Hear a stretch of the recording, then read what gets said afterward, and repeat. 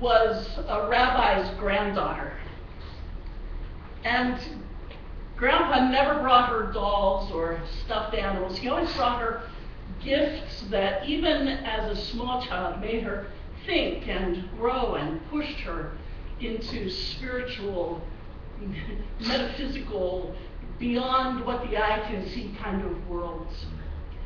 And Rachel remembers one gift in particular. There was one Sabbath when Grandpa came for dinner and he brought her a little paper cup that had dirt in it.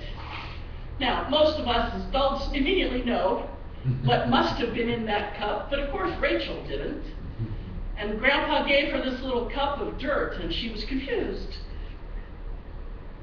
What am I supposed to do with it? Dump it out? Make mud pies? What am I supposed to do with it?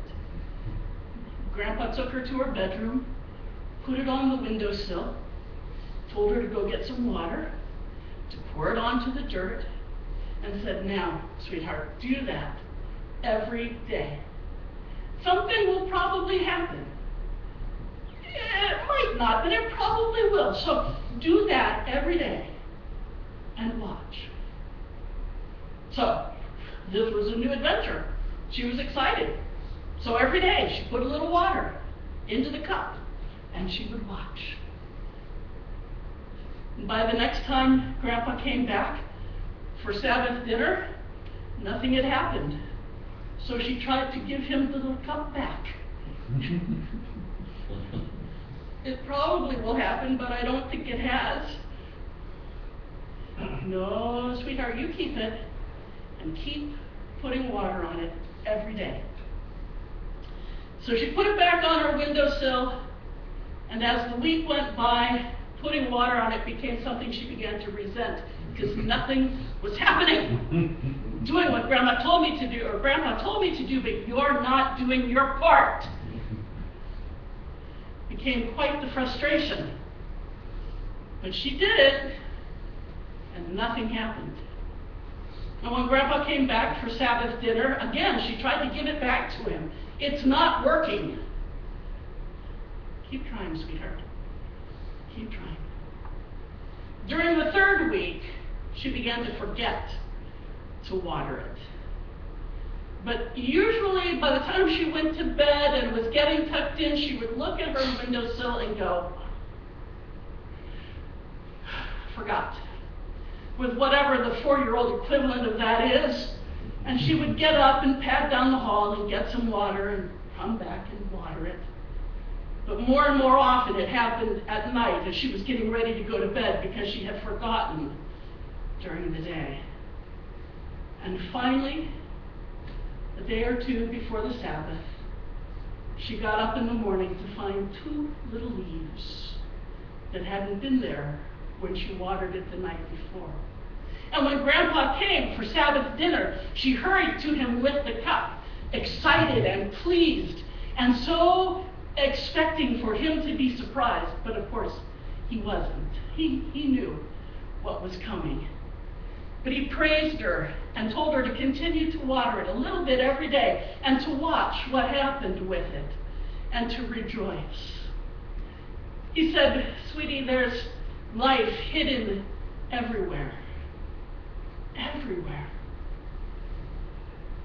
And Rachel said, "All it needs is water, right?" And Grandpa said, "No, what it needs is your faithfulness. What it needs is your faithfulness." Her faithfulness wasn't as much her dutiful watering as her willingness to stick with the process even when it seemed like it wasn't working. Do you get that? Her faithfulness was less her action than her willingness to be part of the process. Most of us think our faithfulness has to do with what we do, with how we water things. It has to do with, like our gospel lesson, how we spend our money, how we invest our money, whether we love God more than our money. Faithfulness has to do with whether we give money to the person standing at the corner with the sign that says, homeless, anything will help, God bless you. Our faithfulness has to do with whether we do our devotions every morning or every evening or at lunchtime or whenever we do them. Faithfulness has to do with whether we come to church every time it's open or not. Faithfulness has to do with stuff we do. Faithfulness is really about who we are and about how willing we are to be part of the process that is focused on God and God's life-giving design for creation. Our faithfulness has to do with our willingness to be used by God to bring water to things that need water, and food to things that need food, and a word of love and grace to people who need to be lifted up. And it's being willing to be part of the process more than anything else. Because people, like Timothy, sometimes need to be lifted up. They need to be encouraged. Rekindle the spark that's in you. Paul knows that Timothy is getting burnt out.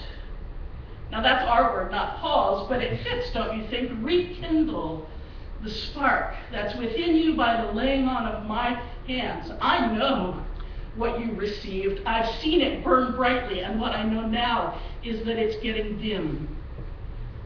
So I'm going to encourage you. I'm not there to lay hands on you again, but find some way to rekindle that spark. Guard the good treasure that's been given to you.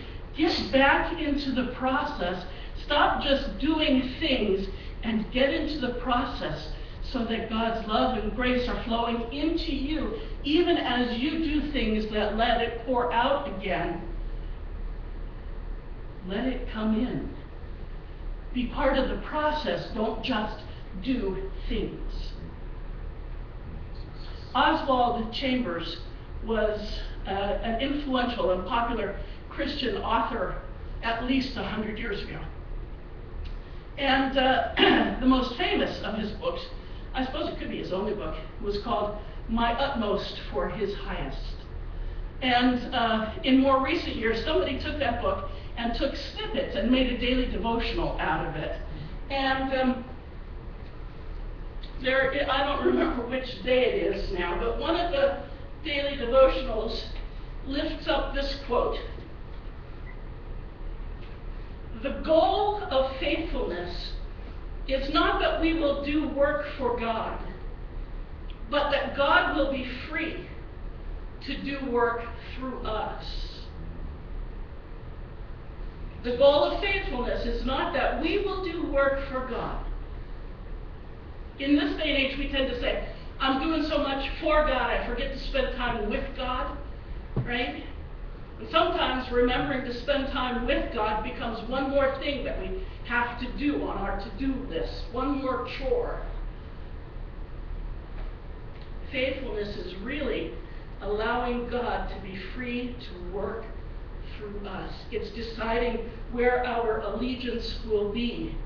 Are we open to the flow of God, or are we open to the flow of other influences? That's our challenge. To be faithful. To be faithful like little Rachel. To be faithful like Timothy and Paul. To be faithful to the process of allowing God to work through us for our benefit, for the world's benefit, and for God's glory always. Amen. Amen. Thank you. Amen. As we prepare for our offering, then, let's be mindful of the fact that our offering is used to